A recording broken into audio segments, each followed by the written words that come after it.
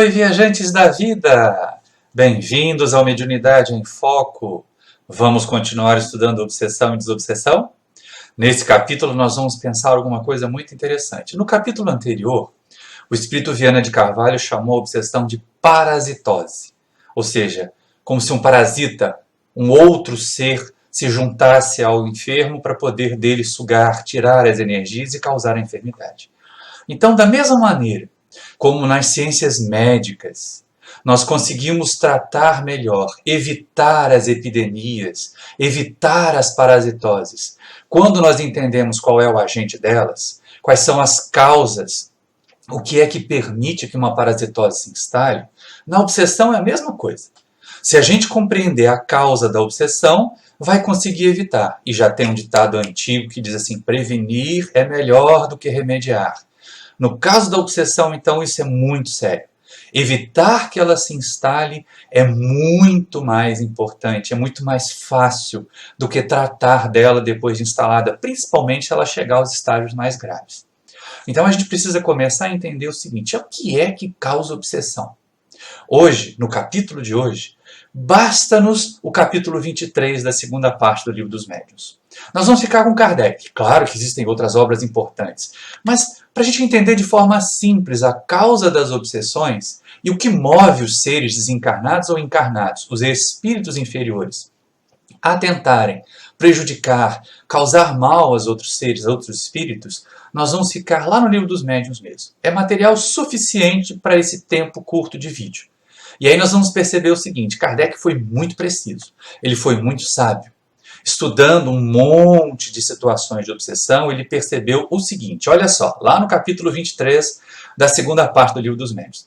As causas da obsessão variam de acordo com o caráter do espírito. Quer dizer, cada tipo de espírito, cada encarnado ou desencarnado inferior que queira influenciar alguém, faz por motivos diferentes. Então, a primeira coisa que nós temos que entender é qual é o móvel, qual é a intenção do obsessor. Mas isso só não basta. Eu posso querer prejudicar alguém e esse alguém está tão acima de mim que eu não consegui prejudicar. Pensemos dessa forma.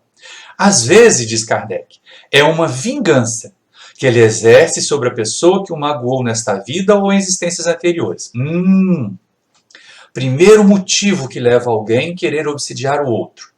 Alguém fez mal para ele, ou seja, de alguma maneira, a origem da causa da obsessão está naquele que está sofrendo, porque se ele não tivesse magoado, não estaria agora sofrendo a retaliação, sofrendo a represália do espírito perturbador. Voltando com Kardec, muitas vezes é um simples desejo de fazer o mal. Como o espírito sofre, quer fazer que os outros também sofram. Essa é uma segunda causa. Então, nós temos tanta gente invejosa, que mesmo sabendo que elas não vão ficar melhores, elas acabam causando mal para os outros, só para ver os outros sofrerem também. Quantas vezes nas nossas reuniões mediúnicas a gente tem que perguntar para os espíritos, mas espera aí, meu irmão, você fazer mal para ele vai fazer bem para você? Invariavelmente eles respondem que não, mas pelo menos estão fazendo justiça ou vingança, como eles costumam dizer. Outro motivo, olha só, outros são guiados por um sentimento de covardia, que os induz a se aproveitarem da fraqueza moral de certos indivíduos, que eles sabem incapazes de resistirem. E aí a chave aqui é essa, a fraqueza moral. O indivíduo que vai ser obsidiado, aqueles de nós que sofremos a influência de espíritos inferiores, apresentamos a esses espíritos, encarnados ou desencarnados, lados fracos, fragilidades. E é exatamente nessas fragilidades que eles nos atacam. Um espírito obsessor jamais vai nos atacar naquilo que a gente é forte. Eles vão atacar naquilo que a gente é fraco. Então é em cuidar dessas fraquezas que a gente consegue melhorar e se tratar e evitar que se instale a obsessão. Mas algumas vezes é interessante a gente perceber, a situação é outra. Há espíritos no mundo espiritual que não têm intenção de fazer o mal só para aquele. Eles querem alguém que sirva para eles fazerem algo para todos, ora muita gente até. Ou então, que querem impor as suas ideias. São aqueles que lá no Livro dos Espíritos, Allan Kardec classificou na escala espírita de pseudo-sábios.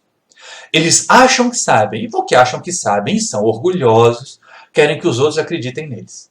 Esses são os perigosos, os fascinadores. Olha só que coisa interessante que Kardec diz para nós. Há espíritos obsessores sem maldade, que até mesmo são bons, mas dominados pelo orgulho do falso saber. Olha os pseudo-sábios aí, tá vendo? o orgulho do falso saber. Querem fazer que suas opiniões prevaleçam. Para isso, procuram médiuns bastante crédulos para os aceitar de olhos fechados e que eles fascinam. A gente já viu que é fascinação no capítulo anterior e quanto que ela é difícil de tratar, né? A fim de os impedir de discernirem o verdadeiro do falso. Esse é o grande perigo. A criatura que está fascinada não consegue enxergar a diferença entre o que é verdadeiro e o que é falso. Mas o pior não está aí. O pior é que ela é sutil, ela é difícil, ela é ilusória, e aí quem está fascinado acha que é o bambambam da mediunidade, que é o bambambam da tarefa doutrinária, e na verdade não é. Kardec diz para nós o seguinte: são os mais perigosos, os espíritos fascinadores, hein, gente? Já que os sofismas, aquelas ideias bem rebuscadas, mais falsas, nada lhes custam, e porque podem dar credibilidade às mais ridículas utopias. Ou seja, esses espíritos eles são bons embrulhadores, são bons embromadores. E aí a gente precisa estar atento a eles. Se nos outros casos a tentativa de fazer o mal fica clara, no caso da fascinação ela está enrustida, ela está enfiada ali embaixo de tantas outras intenções e até palavras bonitas, bem floreadas. E sobre isso a gente pergunta, e se pergunta com Kardec, como é que eu vou discernir? Como é que eu vou distinguir um bom espírito, um benfeitor espiritual, de um desses fascinadores pseudo-sábios? Lá no Livro dos Médiuns a gente tem a resposta. Kardec começa assim, olha, os espíritos afeitos aos sistemas são geralmente escrevinhadores, quer dizer, gostam de escrever mensagens longas ou de dar comunicações muito falastronas. Quase sempre são loquazes, muito prolixos. Prolixo aqui no sentido de que estende, fala, repete, se repete, procurando compensar a qualidade pela quantidade. Aí é o primeiro alerta, hein, gente? Espírito que fala demais, guia que fica se apresentando toda hora, que está sempre pronto para dar mensaginha, a gente pode estar atento que pode não ser guia nada, hein? Vamos de novo com Kardec. Os espíritos verdadeiramente superiores são sóbrios de palavras. Dizem muita coisa em poucas linhas. Objetividade é característica dos benfeitores espirituais. De modo que aquela fecundidade prodigiosa pode ser sempre tida como suspeita. Ou seja, um guia de verdade ele vai falar o que tem para falar e ele tem outros trabalhos para fazer. Não vai ficar de babá para a gente. Só os fascinadores é que gostam de ficar enrolando, usando palavras melífluas, enaltecendo a qualidade do médium como trabalhador, que ele tem que ir lá ajudar os outros. E aí tem gente dando mensagem mediúnica até em supermercado, né? A gente tem que estar muito atento a isso. Mas ainda tem uma outra característica interessante. Na fascinação, quando o espírito é fascinador, para a gente evitar a fascinação, a gente tem que se cuidar. Olha só. Quando o espírito é fascinador, ele tenta afastar o médium. Ele tenta, de alguma maneira, evitar de ser percebido, de ser identificado. Kardec diz, geralmente, o espírito que se apodera do médium para fascinar, tendo em vista dominá-lo, não suporta o exame crítico das suas comunicações. Isso é grave. Olha, não dá atenção, eles não compreendem a sua tarefa mediúnica, é o que dizem esses falsos guias, para o médium que eles querem fascinar. Todo médium, diz Kardec, que se melindra com a crítica nas comunicações que recebe, faz-se eco do espírito que o domina. E esse espírito não pode ser bom, já que lhe inspira o pensamento ilógico de se recusar ao exame. E essa é uma característica interessante, né? Se o médium começa a ficar muito melindrado, olha aqui, ninguém apreciou a minha mensagem, vocês não entenderam a elevação do meu guia, esses médiuns estão fascinados. E eles fazem eco, quer dizer, eles reproduzem exatamente a ideia do espírito fascinador que quer afastar essas pessoas, quer que elas se distanciem dos outros para evitar análise crítica. Afinal de contas, então, de tudo isso que a gente percebeu aqui, já repararam que a causa maior da obsessão não está no espírito? Não está nos obsessores? Ela acaba aparecendo sempre nas nossas fraquezas? Lá no Livro dos Médiuns, Kardec fecha a questão em relação a isso com um texto que eu acho muito bacana. Está dividido em algumas partes, mas ele é muito interessante. Lá no item 252 do capítulo 23.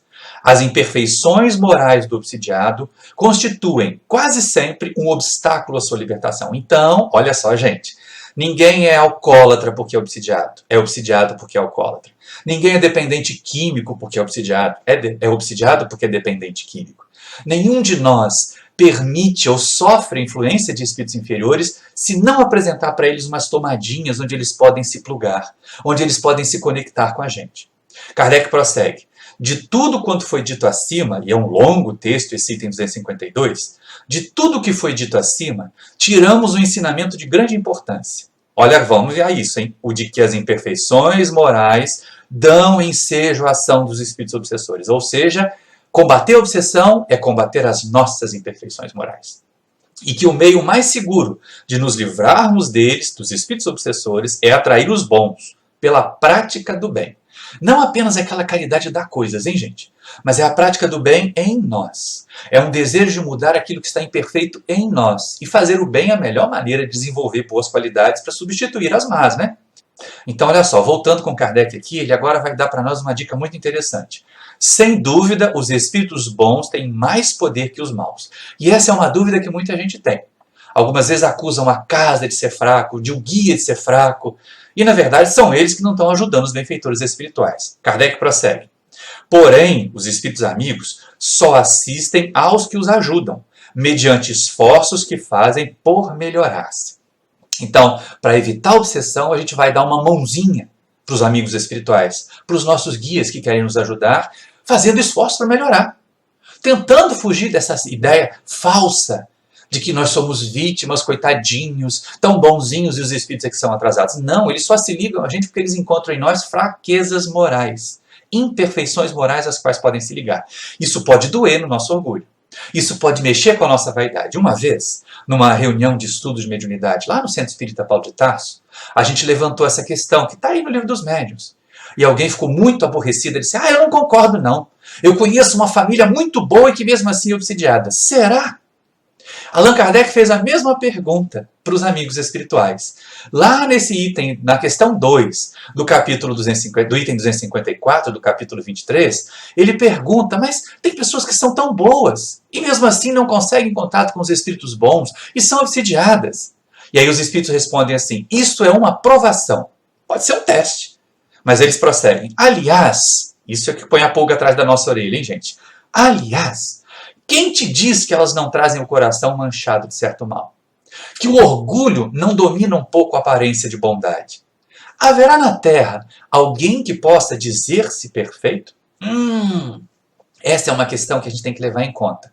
Muitas pessoas podem ter a aparência de bondade, podem até ser muito boas nessa existência mesmo, mas elas podem trazer um lastro de erros, de equívocos do passado que ainda não se livraram. Ou nessa existência mesmo podem só parecer muito boazinhas, mas lá por dentro elas são fofoqueiras, elas são maliciosas, elas são egoístas, elas são avarentas. E aí, lógico, esses vícios morais atraem os espíritos, mesmo que eles não sejam aparentes para os outros membros da sociedade. Então, a chave para a gente poder prevenir a obsessão, para a gente já ir terminando esse capítulo, está lá com Kardec no item 254. E os espíritos dizem assim, o meio mais poderoso de combater a influência dos espíritos maus é aproximar-se o mais possível da natureza dos bons. Gente, aqui é uma questão importante. Não é aproximar-se dos bons.